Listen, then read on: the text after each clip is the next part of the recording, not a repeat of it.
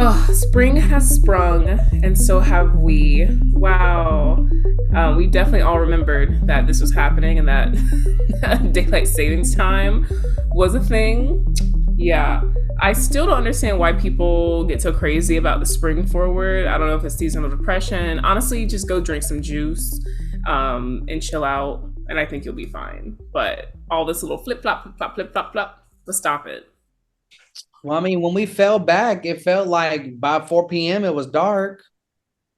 I So really, let's just not move forward or fall back. Let's just stay.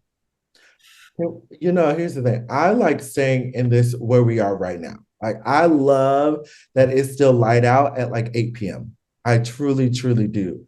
However, what I don't like is the transition. Last night, we're recording this on Sunday. So last night almost killed me. Okay. Because we were on spring break and we were in Miami, and our flight was leaving at 5, so we needed to get there at 4. And I had set my alarm to get up at 2:45, and luckily my body woke me up at 3:15. My alarm had never went off because my phone was still, even though we have these smartphones and everything's supposed to be so smart, it still read it as the old 2:45. So my phone didn't ring until 3:45, which if that would have rung then, over. And there was a long Late. line within the airport too. So like something in my body was like, get up, get up. So I love this time. I really do. Like, I love the summer. It's dark in the morning, but it's still light in the day evening time. Love it. But this transition, y'all gonna have to work this out somewhere else. Because here's something that I really don't understand. Why does it start at what, 1 a.m. or 2 a.m. and not midnight? Yeah. Think doesn't two jump to three or one jumps to two? It's one of those. I think it's two jumps to three. Let me look it up. It's just so, but also, please somebody fact check me, but is it true that Arizona do not observe daylight savings time? There, I think it's Arizona and is it maybe Alaska? I can't. It's another one or two, maybe. Interesting. So why are we doing this? If not everybody's doing it, then what are we doing it for? Not for. It's only. I think what I read about it, it was mainly for farmers to be able to have more daylight, and that makes sense. And it's not like farmers disappear, but at the same time, farmers can just adjust their schedules. Like the universe or the world does not, or like I guess the country doesn't need to shift how Hmm. we operate just because of farming. But I don't know. I don't know. Anyway, I'm not in the farming sector, but in that sector, baby. what do y'all think about it, farmers? I don't know. Prove us wrong. Prove us wrong. What's But that website called? Farmersonly.com? that's very different here. Anthony, I think you can get your head out the gutter. By the way, it happens at two. I think two jumps straight to three. Someone said something funny. They were like, "Why doesn't it just occur on like a Monday at like 4 p.m. so that you know what I mean? So that Just get out of work. hour work, shut it down." Kind of love it. I'll Um, be tired. well, also March brings with us Women's History Month. Go women! Woo!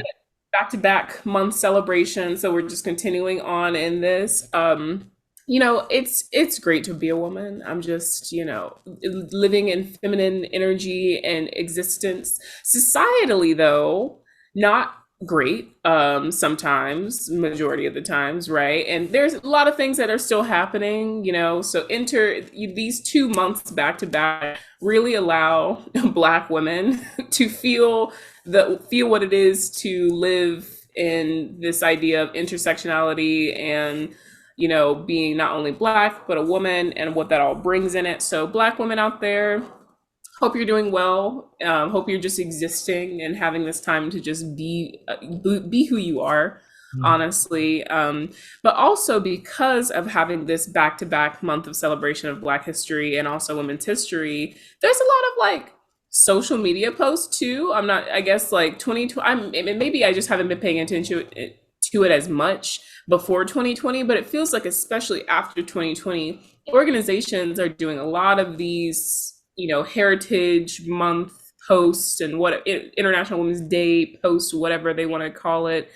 Um, some of them are cute, most of them just highlight the fact that a lot of these organizations really have not done a great job with platforming, highlighting, celebrating women artists or women of whatever fields, but specifically getting into the music field, what I've been seeing. A question I have for these organizations: do you guys like route this stuff before you post it, or you just have one person who you're like, yeah, our social media presence and our reputation is all up to you, you can just post whatever you want? Because if that is the case, I, Lauren Green, am hereby recommending that you stop it.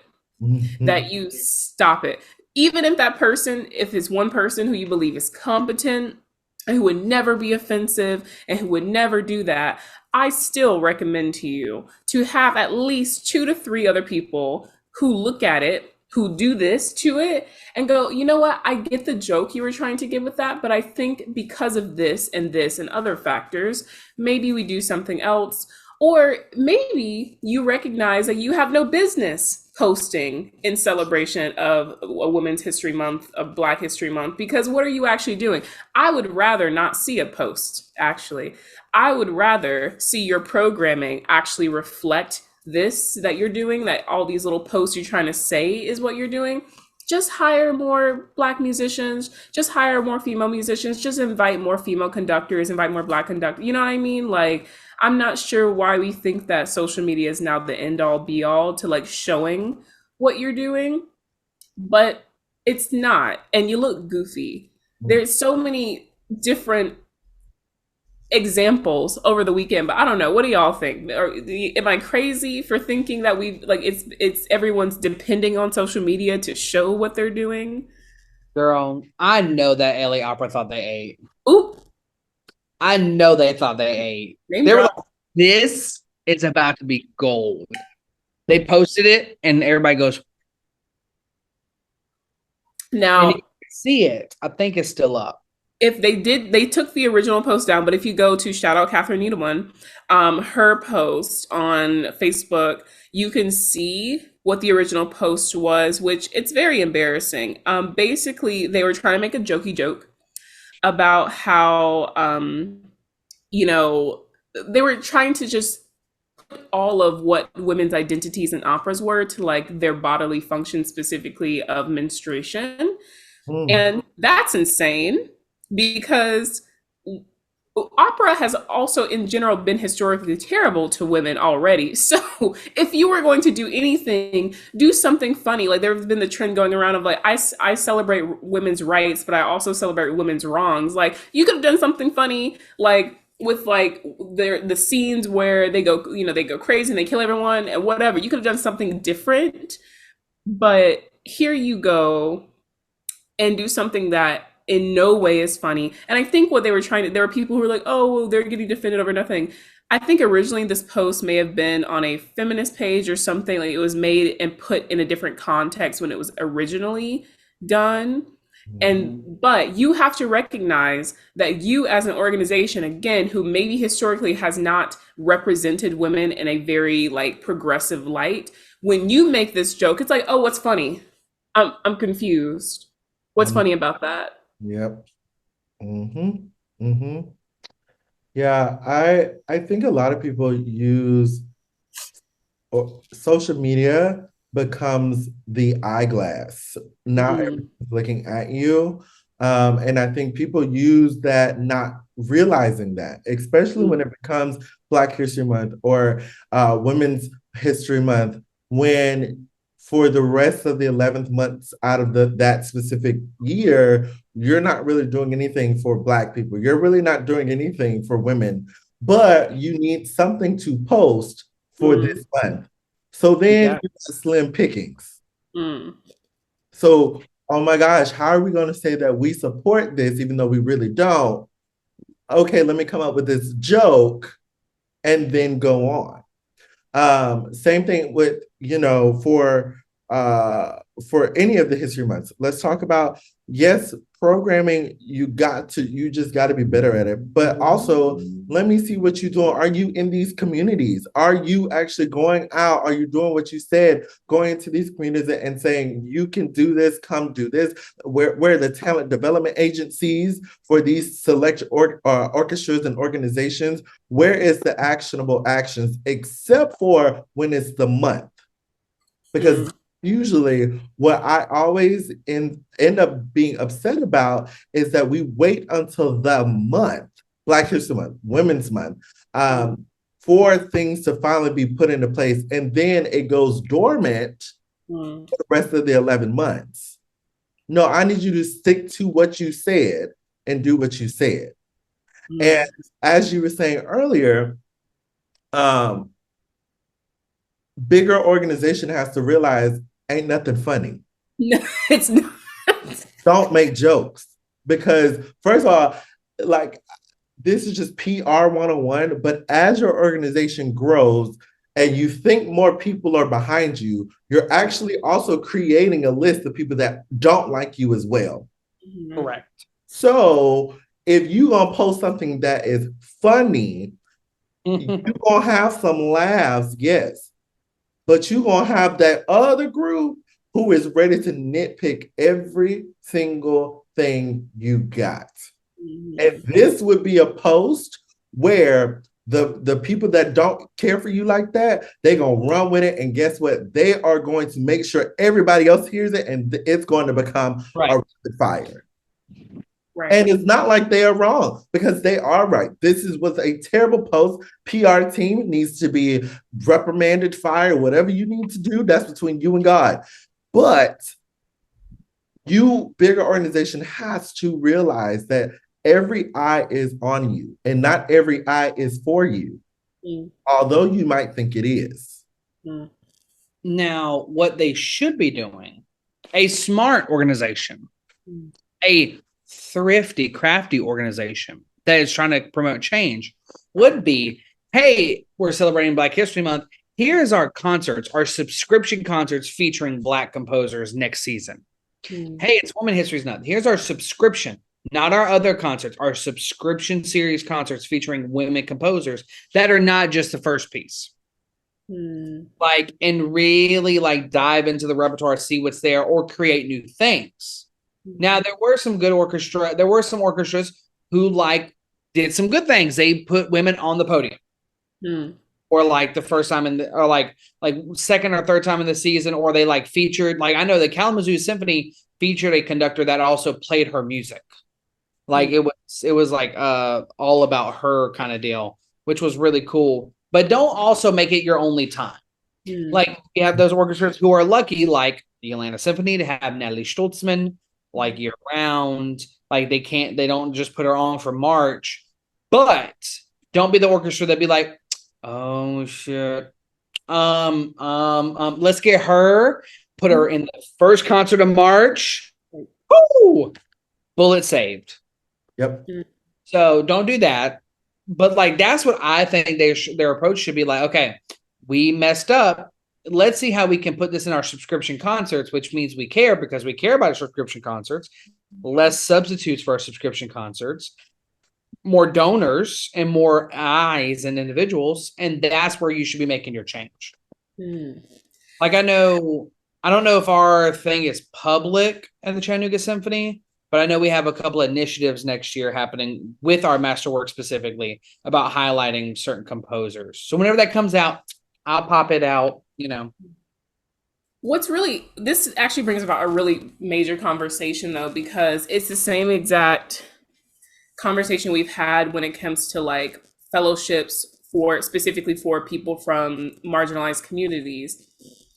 The fact that they are even a necessity shows that there is still an issue, right? Because in an ideal world, we would not need to have that. In an ideal world, we wouldn't necessarily need a Black History Month to make everyone pause for a second to think about the amount what Black people have brought about into this country and into the world. We wouldn't need that if it was actually seen throughout everything within society, right? That's the whole point. It actually highlights the inequities that are present throughout most of the year, I guess, besides that month, maybe. So it's a little weird actually when I think about, because what if an organization doesn't post? Because we've seen that too. We've also seen critiques from people saying, "Oh, we see that this X, Y, and Z organization didn't post anything for Black history or for women's history and blah blah blah." And here's the thing: the truth is, if they didn't post anything and they don't have any history of doing it, it's kind of like, well, they're just, at least they're not faking it, right? They're like, we don't thing, therefore we're not going to show it.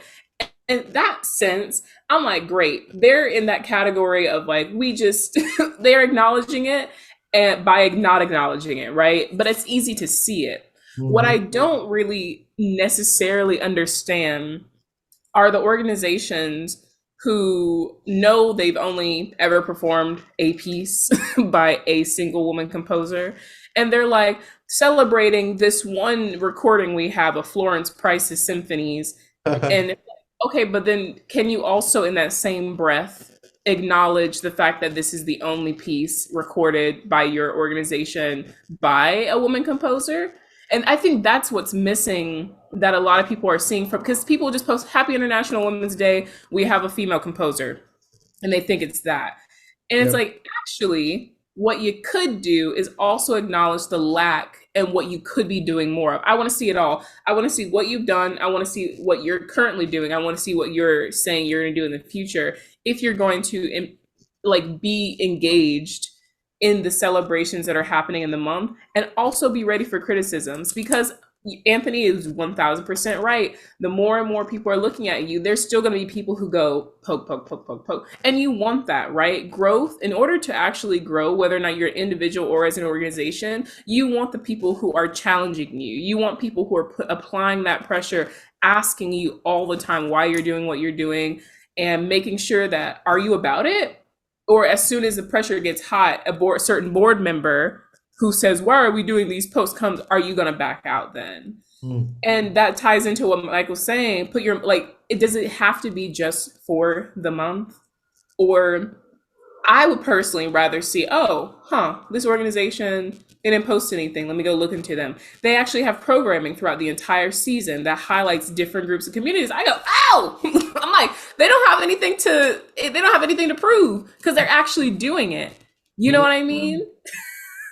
Something to prove. You just Hmm. hit the nail on its head right there.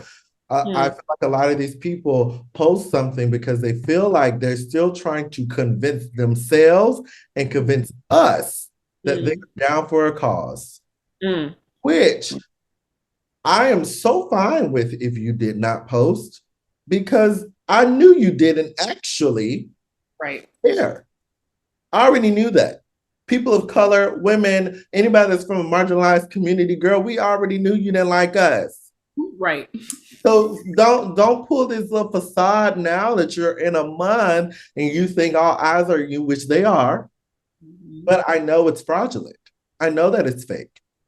Because say I were to go apply for a job here, oh, you're you just we want to go in a different direction. Hmm. But that's not what your paper said. That's not what your announcement said. That's not what your Facebook. Remember, you said, come all black." Mm. You said. So let's actually talk about that. You were just trying to prove that you're down for a cause, because this cause happens to be finally something of importance. Mm. Black history, women's Mm. history, Hispanic Heritage Month. Mm. These are all causes that Mhm. should have been in the forefront from the beginning. Mm. But in the past 3 to 6, 7 years, it's starting to become more prevalent. Now you were saying, okay, for our organization to still be progressing, we have to be down with these causes. Just like, when these presidential elections happen, and all these companies, they throw their money for, to the gay pride or to this. And it's just like, these companies do not care. I went to Pride last in October in Atlanta, and you would see all these organizations, Pride, come get your Pride flags, come get it. And I'm sitting here like, Yeah.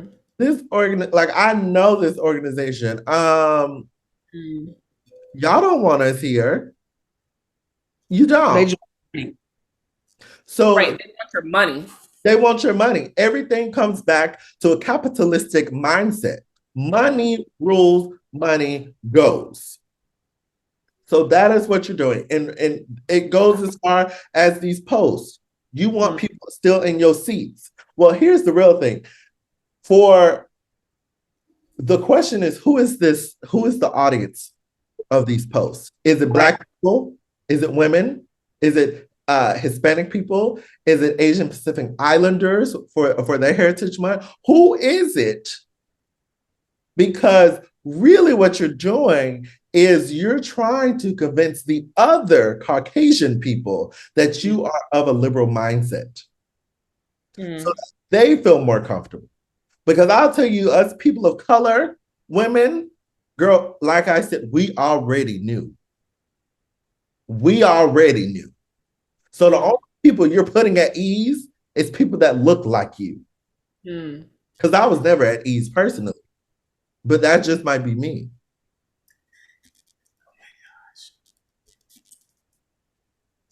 yeah. I mean, it makes sense because if you can, I don't know, would disarm be the right word? If you can disarm Mm. people that could make a change, Mm. that are in the rooms, that you are already making the change. Mm. They know where the donor money is. They know where this, that, and the other. And they're like, okay, we're still doing good. I still feel like I'm doing good work. The people who have a conscience, let's put that out there. Mm. People who have a conscience, they're like, okay, I feel good. I feel like we're doing the right thing. And then you go like actually ask the communities, and they're like, I don't see nothing. What do I see for me? Mm. Like, look at like, and here's the thing: we're gonna keep saying this, keep saying this. Like, you have to see who have you brought in as soloists throughout the whole year. Mm. If you're an orchestra who likes to bring in soloists, and if you're people who likes to look at soloists. Me, I'm not that person, but I respect the other people. But look at the soloists you brought in. Look at like who they are, who they represent, and what communities they come from. And then look at from your major subscription, the concerts that are close to being sold out. What is on the program? Mm. Mm. And then in your subscriptions, like the Delta, I think ASO has like a Delta series because Delta is one of the main contributors. What are on the Delta series subscriptions? Mm. So it's like, what are you frontlining and what are you throwing out there on your main stage throughout the year? Yeah. And I'm trying to think because you talking about what the actual community feels is actually very important because I think a lot of that is where a lot of organizations fail. They want to have this, they put up their post for Black History, Hispanic Heritage, um, AAPI, Women's History, and they do that and they think, great, those communities now know that we are support them. No, because why would I be looking on your social media anyway? Mm. That's the whole thing. That's the issue is it's this idea this honestly um it's like a very pretentious mindset that these organizations have of, oh, if we post it, everyone's gonna see it. No, they won't. They don't even most actually don't know you exist in the first place. So how in the world would they come across a post about that's supposed to be for them? For They don't them, even know who you are. you have not reached into their community. You have, and that's exactly the thing, and that's Michael, like that popped into my brain because so Seattle Opera just finished up Malcolm X. It was fabulous. I got to do pre-show talks for it along with one of my friends. And what we saw every single day, every single time we went in for the pre-show talks, all the people in the lobby, I was like, this is the most Black people I have seen in the Seattle Opera at one time. And it was something that was said at the opening night party, something that I've said every single day going in and seeing who's been in the lobby every single day. And it's not just because it's Malcolm X. Let me just say that as well. It's not just because this is the first ever, black like show by a Black composer that is being featured on the Seattle Opera stage. That goes into it.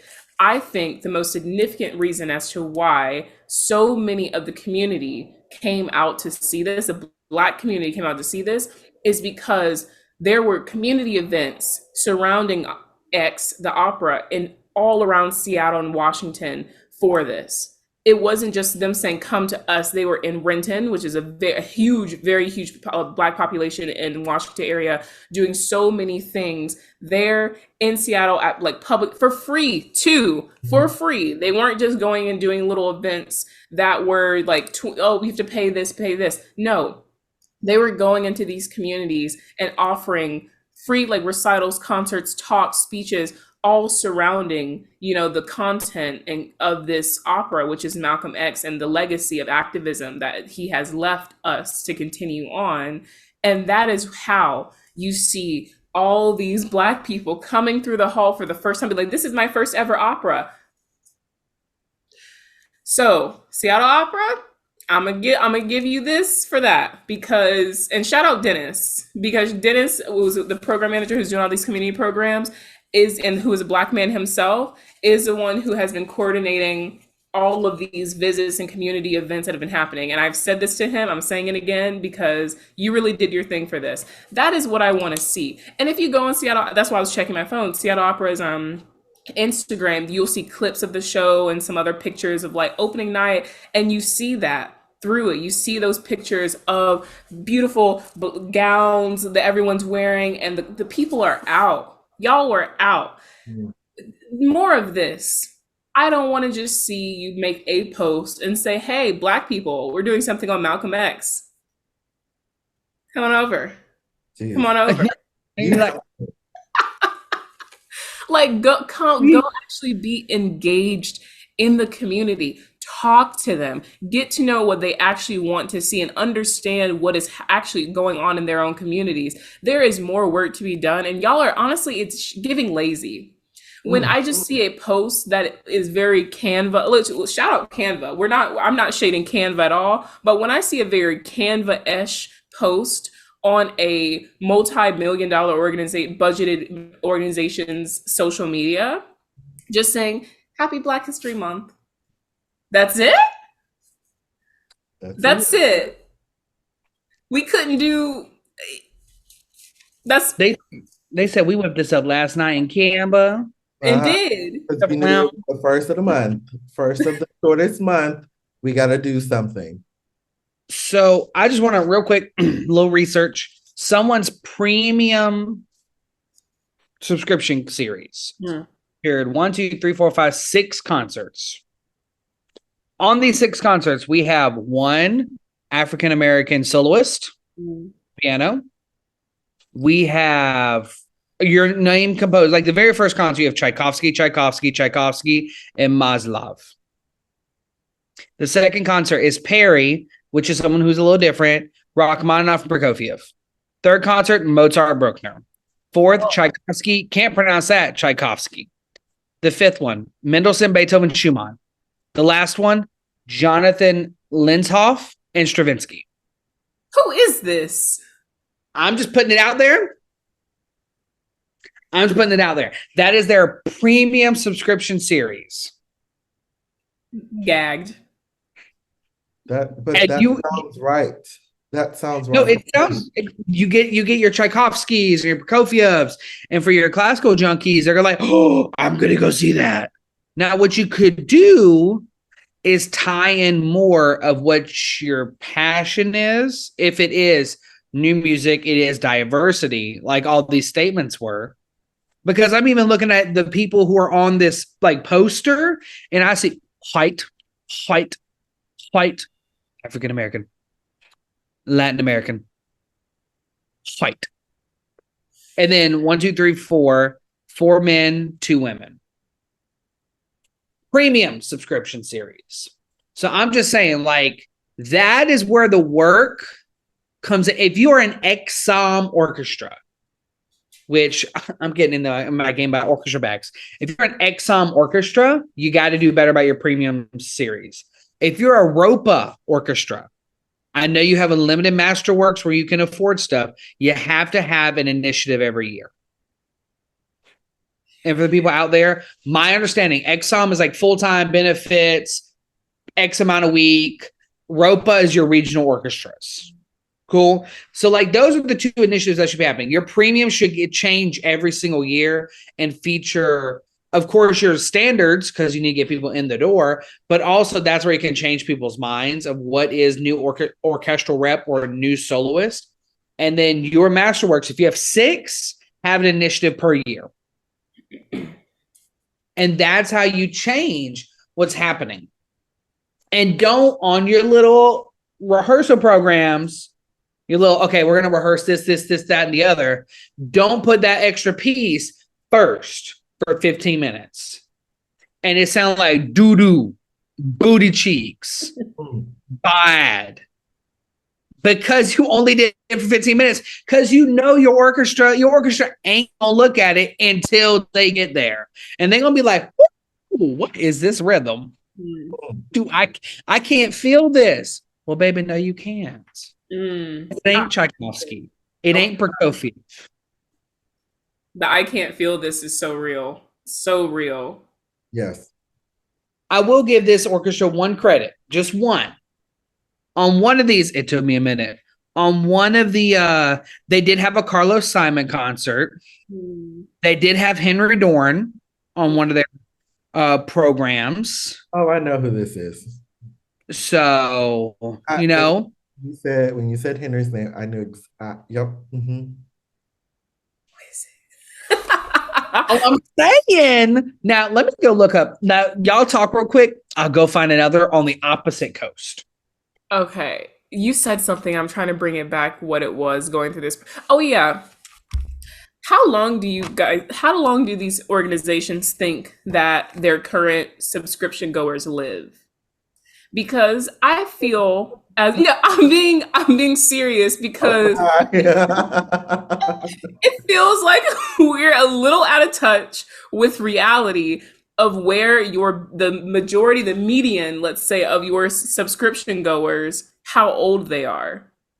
And this is no shade. This is science, okay? Science hat on. If majority of your goers now are between the ages of like 55 and 80,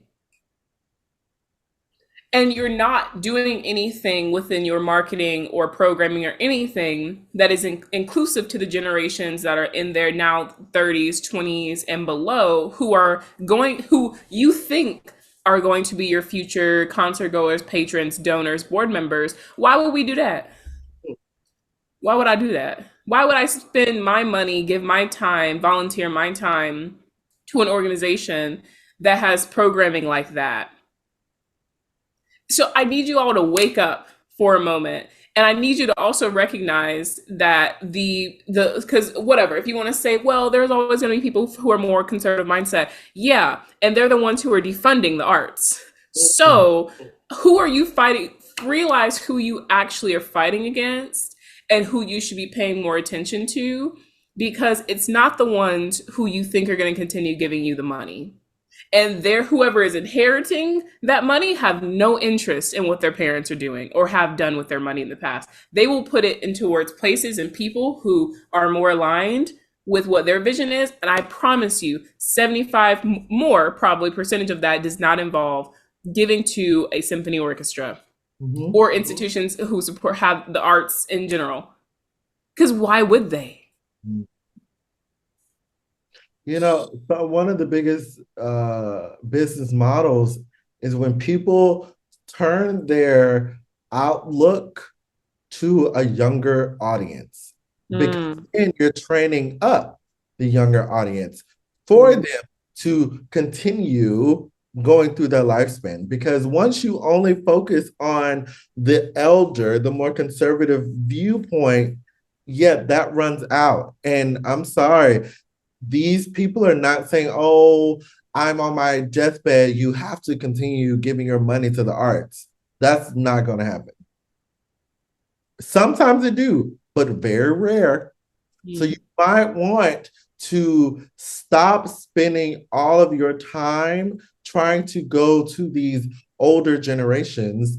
Why not just cultivate an audience that is younger who has more time to actually benefit the program itself, that is willing to be a part of the organization as an audience member, as a donor, as this, as all of these little things. There is something to tap into. Also, that means you're going to have to up what you play and the way you think about going out into communities, because for so long a simple Facebook post or something in a newspaper would work for older generations. That does Right. not that does not work for today's. It doesn't. No, it does not. So back in for research. Another big subscription. This is the most expensive subscription for this orchestra. This is a big time orchestra. This is 7 concerts.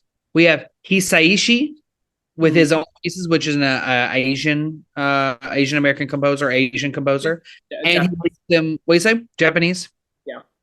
Thank you, because I don't know this man. This is we saw those movies like My Neighbor Totoro and such from that film studio. Cute. So he's doing some of his own pieces and then leading pictures. Then you have Beethoven, Tchaikovsky, and then you have Schubert, Strauss, and Sarajevo. I think I said that right. And then you have Mahler. Then you have Mahler and Alma Mahler. And then you have a concert that has yet to be programmed. And then you have Boulez and Debussy.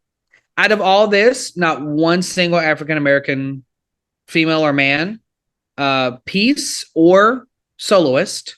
You do have one female soloist. Then you have Hisaishi doing his own music and leading the orchestra. This is at minimum $322 for 7 concerts. So a little bit better than the last one. But this is for next year. This is not this past year. This is for next year. They've thought through this already. And there's one female soloist. I forgot to mention that. One female soloist. No, you said that. It's still depressing. I did? Okay, great. So that's 7 concerts. 7. And this, if I said this orchestra, you would be shocked because you'd be like, I thought they were progressive. Ooh. I actually would not be shocked. I am shocked when you give me a program that's very diverse. I'm never shocked because that is the norm. So no, there's not.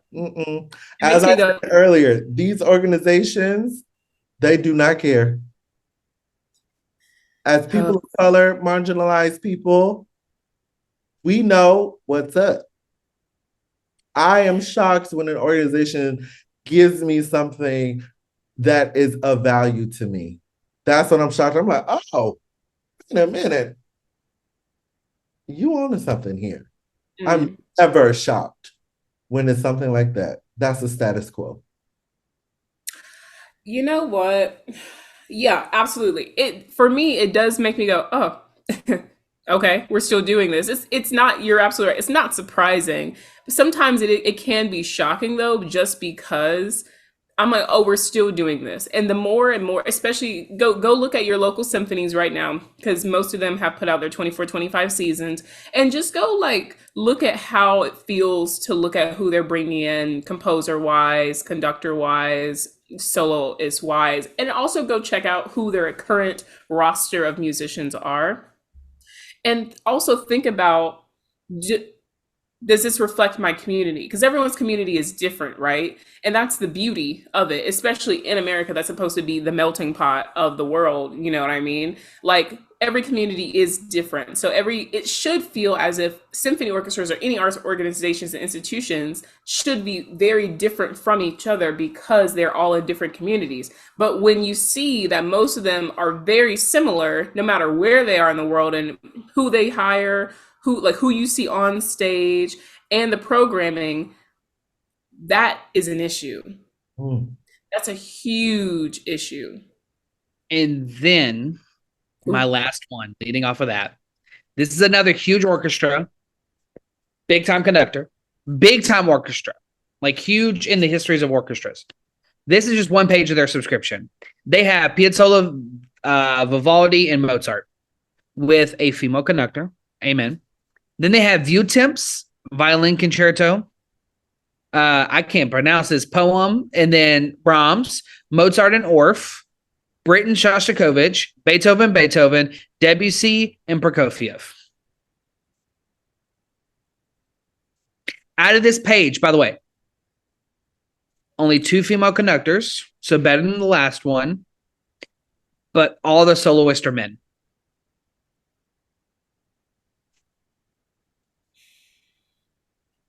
Like I said, I'm not shocked. This does not, this absolutely, for me, duh, this is what it is. That's why I am not the orchestra person. That's why I truly do not, that medium of music,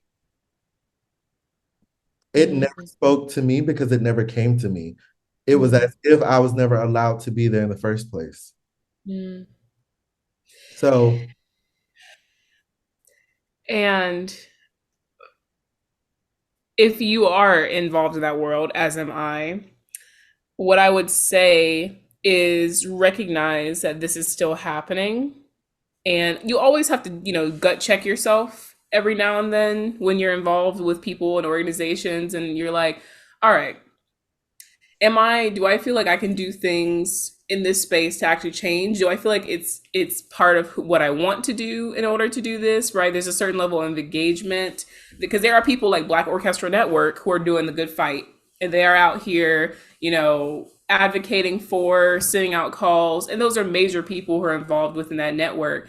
And so it can be very, very tiring work to feel like you are at the top of your field and you're still having to pull extra and do even more work than your other colleagues who just get to exist. And I really thank Black Orchestral Network and the work they're doing because they should be thriving and just living their lives, doing their careers. But instead, they also now have to advocate on the behalf of not only themselves, but colleagues who haven't even made it into the field yet because of all the issues that are currently going on. Um, we have seen success stories come out of the orchestral realm for Black composers and composers of other marginalized communities, but at a significantly slower rate than it should be. And it can be very challenging and very sad at times. Um, and unfortunately, the truth behind it is it's classical music, especially the symphony orchestra, is starting to lose its grip on its relevancy within society. We've already been seeing it. Go look at the numbers. And they're also being critiqued more. mhm, mhm. Anthony, that face. What I'm was it? sorry, when you said it's starting, I feel like it's been a long time since an orchestra has been relative Yeah, to the that's to the culture, to the body, to, I mean, one can argue what, since maybe the 60s, 70s, 80s, because mhm. to turn 90s and definitely turned the century. Right. And I think that what 2020 specifically has done for us, which it was a lot, right? But what also it highlighted, it gave us an opportunity to look at what really was no longer a necessity. Because before then, before 2020, it wasn't as bad as it is now. And I think what we're seeing now is a fact that so many places have, and this is not even just for the classical realm, but also other industries too, who there's less and less funding coming because they're not seen as much of a necessity or even a need, a desire to want. Like, why would I want to go? I don't even want to anymore. Um, so I think symphonies are being presented with an opportunity to either stay where they are, because a lot of them are scared. They're scared if they change too much that they're going to lose their older donors who want to see the Schuberts, the Beethovens, the Bachs, Brahms. Yes, yes, we already know. We know you're afraid. That is no excuse. there is a way to go about change in a way that you stand on what you believe. First of all, you have to think about what you believe in. Because the biggest thing I have found as well is organizations don't even know what they believe in. You have your mission statements, you have your values, you have all of that. But the core of what you believe in can be shown in who you hire and what you present on stage. So majority of you are not even in the conversation. But you're afraid, you're trying to do these little initiatives and you're failing at them because you're just trying to say and show the things you've done with actually not engaging with these communities, as we've been saying. So we're in this moment, right? If you go look on New York Times, there was just an article that came out about why do American orchestras not hire so many American conductors? We know why. It's based on a European model. Therefore, they want to have these European conductors come in, majority European conductors, right? Dudamel is our one only like Venezuelan conductor who we have, who's like an actual rock star. The rest of them are European. And very few American ones. Bernstein was, the pivotal American orchestral conductor, and that's why he's so major and people know about him because he was American. We don't have symphony orchestras, especially American symphony orchestras, lack identity and lack what your values actually are. And that is why you are stumbling. You are just grasping at something that you're not even sure what it is. So maybe take a moment, take a breath, and get people in the room who are actually having these conversations, because you just trying to hire people who just do the work actually is not good for you. It may feel that way. You may just want someone to come in and make a quirky little social media post for like International Women's Day. And then this happens. Anyway, I digress. A whole lot.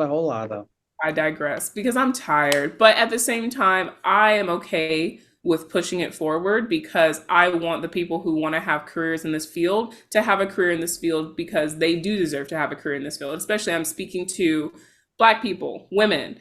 I'm speaking to y'all. I'm also speaking to other communities, from marginalized communities. I'm speaking to y'all because you deserve to have a career in the field you want to. We have to reshape it though. But also organizations, you have to hire people to make this reshaping happen. Sure. Simple. Or die. Or that.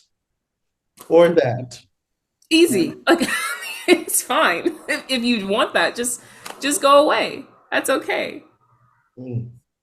So I hope you listen to this and you know that you can inspire change. Keeping your heel around some of these organizations next. Every time. That, as Lauren said earlier, you need people like that around for you to progress. You have to have someone to challenge you. So in each of our communities, whether you're in Atlanta, you're in LA, you're in New York, you're in Seattle, if we continue to hold these organizations of like, you're not doing enough to represent all of us, they have no leeway but to change.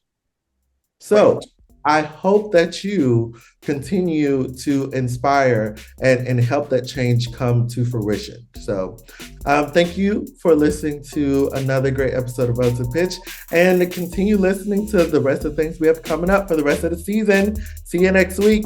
Bye.